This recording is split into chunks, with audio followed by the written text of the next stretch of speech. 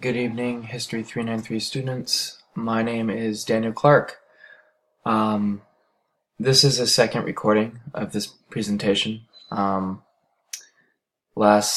first one was a bit muddled, so I'd like to be a little bit more clear um, on this one. So, California, a brave new world.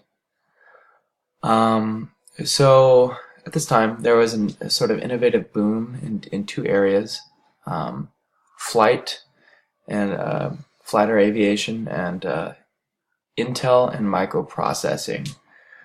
So through engineering and technology, California invented itself as an American place, a utopia. Just a little summary from our textbook of essentially what California was striving for to become a utopia. So aviation, news to many is that it started with John Joseph Montgomery. So on August 28th, 1883, at Otay Mesa near San Diego, a manned aircraft glided across the earth. Within this aircraft was John Montgomery, who was 25. He both designed and manned this aircraft and became the first to make a successful and stable flight. Interestingly enough, this flight preceded 10 years the famous Otto Lithenol, and 20 years the history-making powered flights of the Wright brothers. And so when we think of aviation, these two names generally come up, the Otto and the Wright brothers. However, it was John Joseph Montgomery that got this sort of the aviation pursuit in full swing. And the overall impact of his success was it sort of captured the essence of mankind's dream of flying, and it set into motion further developments in aviation. And so this is a very significant innovation, especially within California. I had no idea that the first manned aircraft took off so close to home. So kind of cool. The second innovation, and I think this is a universal of universal importance, is the Intel microprocessor.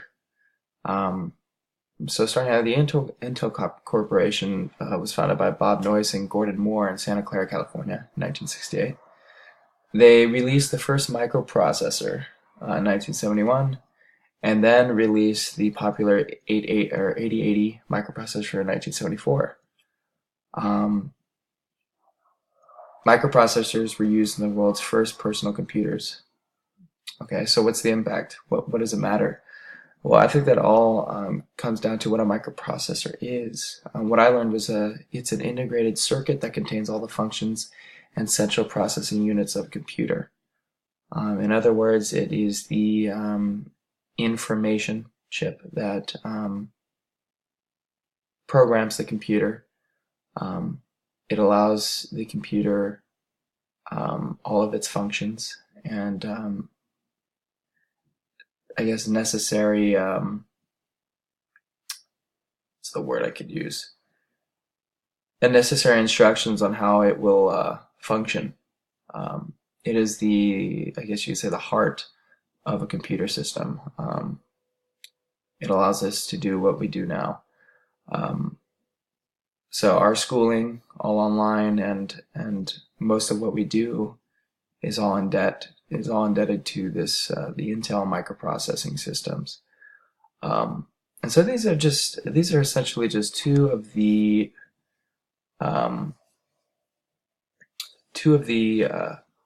innovations that were used or that were sort of based in California. And it's really cool to think about that two of these huge innovations were started so close to home.